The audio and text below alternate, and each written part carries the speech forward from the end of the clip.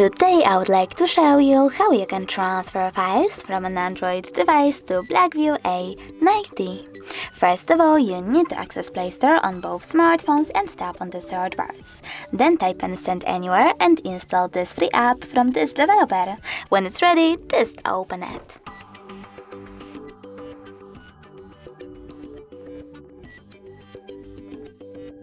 Over here, you need to tap on I accept, confirm, continue and allow on both devices.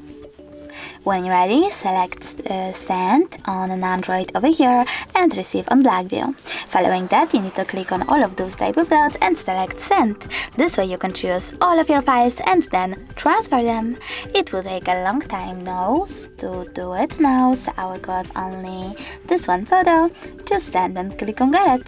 Over here in Blackview, choose No Thanks and close this window. Finally, we have two connection ways.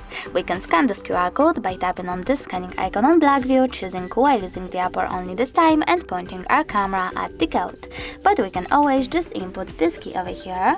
We have a lot of time to do that. And connect those devices by choosing Receive.